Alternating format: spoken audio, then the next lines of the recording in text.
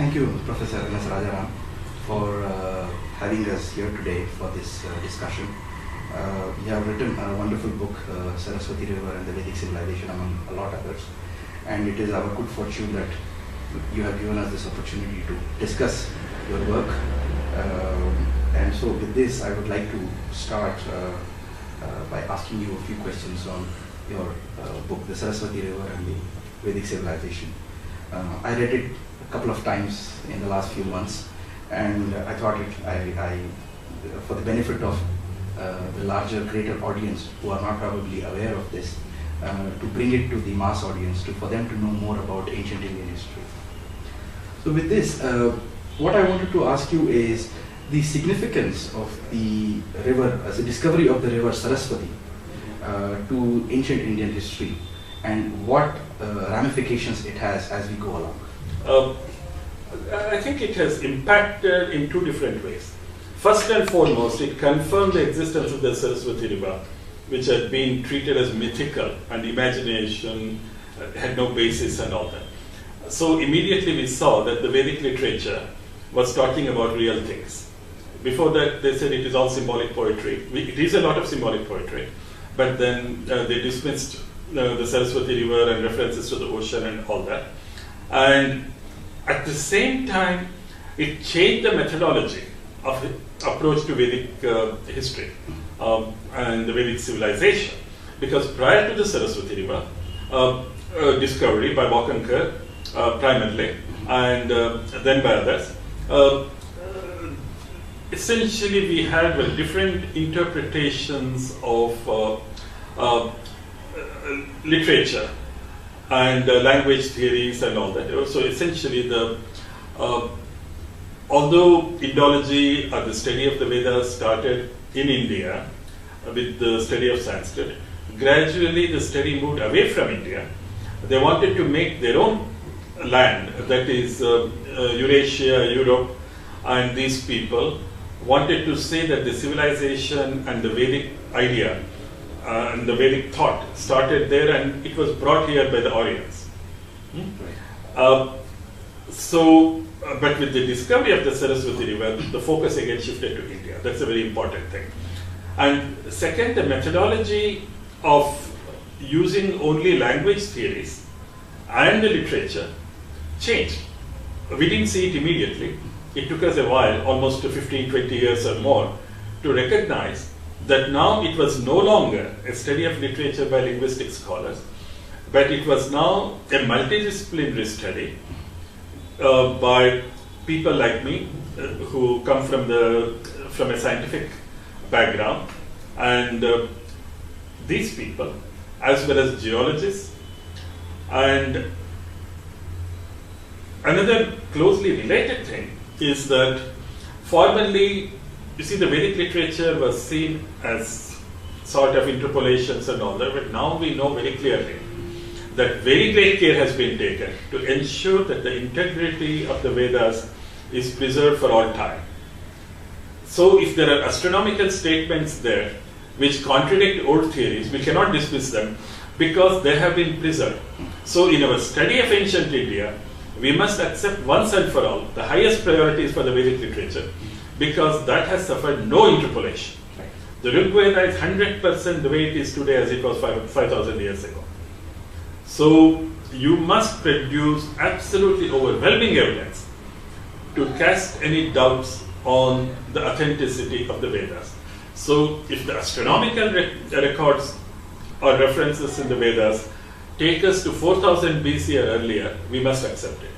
And then if the description of the rivers and the oceans tell us something, you cannot dismiss it because they have been preserved with very great accuracy. You may question statements in the Ramayana and the Mahabharata and all that because there are interpolations, we know that. The Mahabharata itself says it went through 3 recensions, from Vyasa to Vaishampayana to his pupil Lomaharshana, who recorded it. We know that. There is no such thing in the Vedas. Okay? So that is an extremely important thing. One more, because you raised a very interesting point about Vedas preserving every bit of detail about India's at that time. And and the Vedas have allude to Saraswati in many occasions. How does this basically again affect the fact that Saraswati was not a mythical river? It has been discovered now. Correct.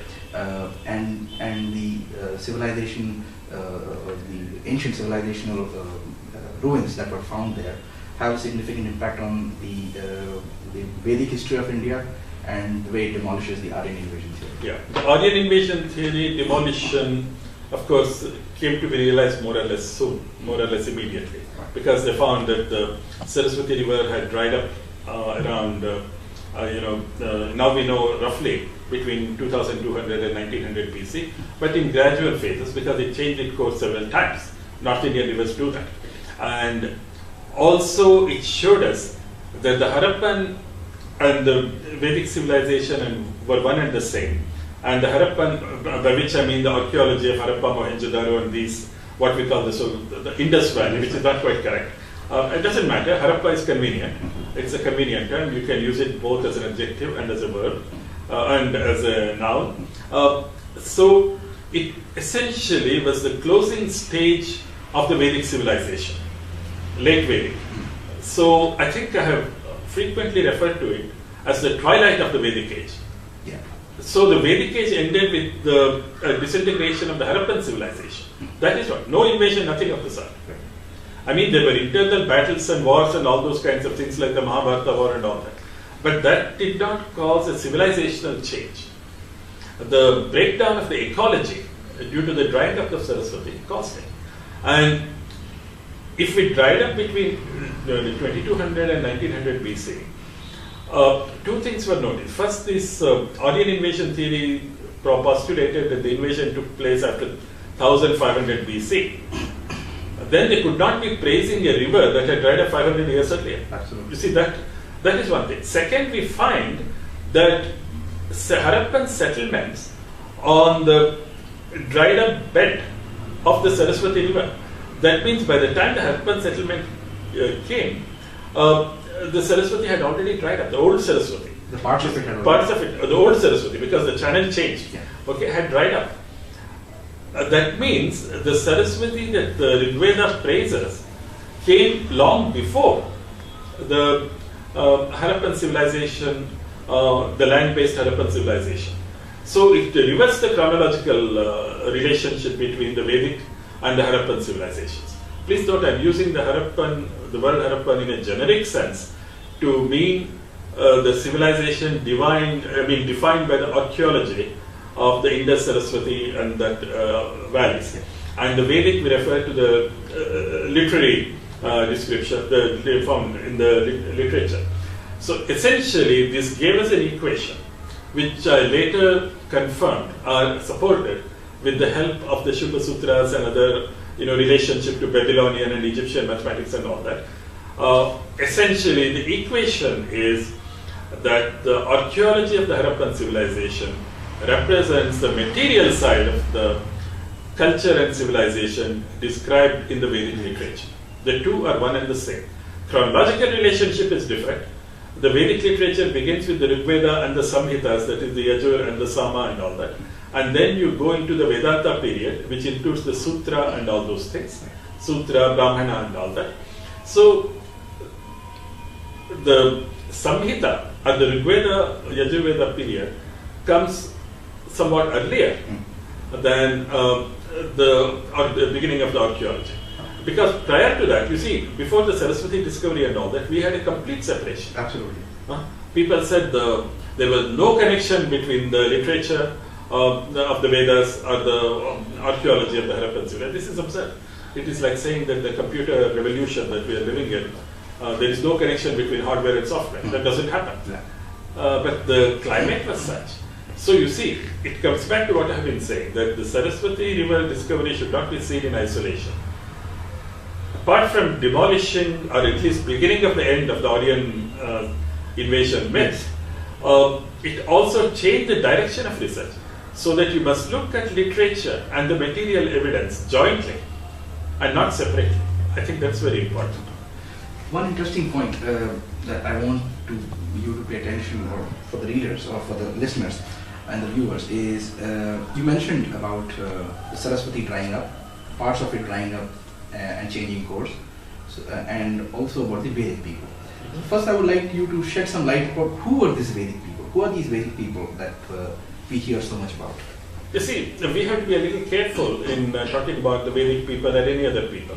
You know, we use the term proto-historic, prehistoric, but people living at the time, they didn't call themselves prehistoric or proto-historic people. Similarly, we refer to people as the, what you call Stone Age. But they didn't call themselves Stone Age people. Absolutely. So the Vedic people also essentially were people who were created the vast body of literature and the associated disciplines of the relating to the Vedas, with the Vedic language, the Vedic thought, their beliefs, and the same thing is reflected in Harappan archaeology. The symbolism of Harappan archaeology comes from the later Vedic period. So, especially the Upanishads, the Sutras, Brahmanas and all that is what we see in the symbolism. And that is what Jha and I found in our deciphered script also. Okay? Deciphered writings also. They're very small, but so essentially it gives us a connection between the archaeology and the literature. So Vedic people were the people who created the Vedic civilization. They are not distinguished, we don't know what language they spoke at home. They are not distinguished by appearance, they are not distinguished by their height, weight, or eye color, or anything of that, hair color, anything of that sort. Okay?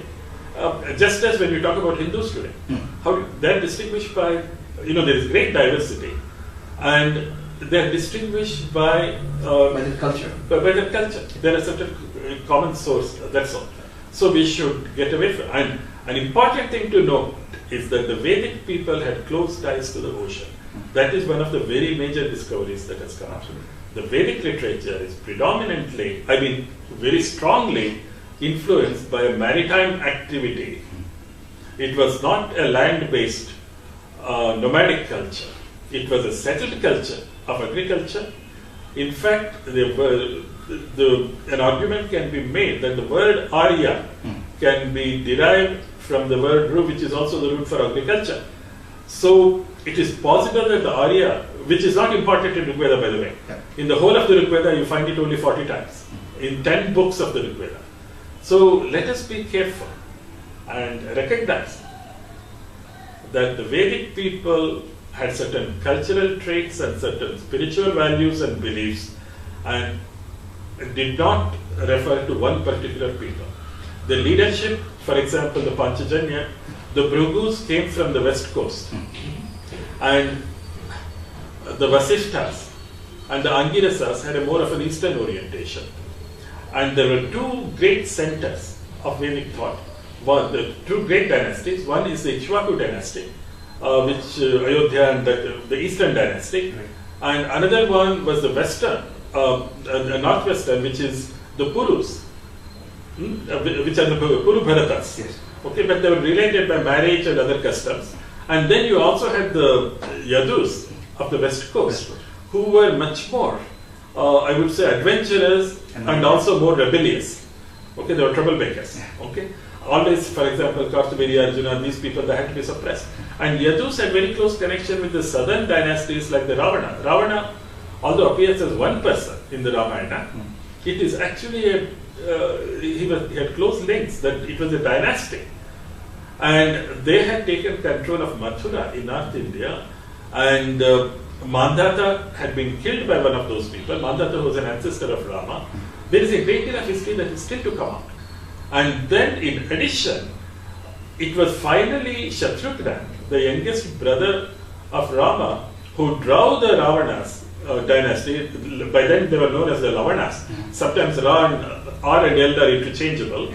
And they were driven out and was captured by this, what you might call a confederacy of the Kurus and the Ikshvakus.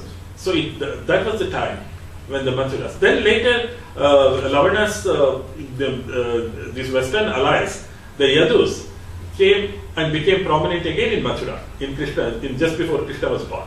So you see, there are a lot of these kinds of political connections that we see throughout Indian history. All these were Aryans. Ravana was an Aryan. In that sense, he was a Vedic person. Arya really, we can define it purely as people followers of the Vedic faith.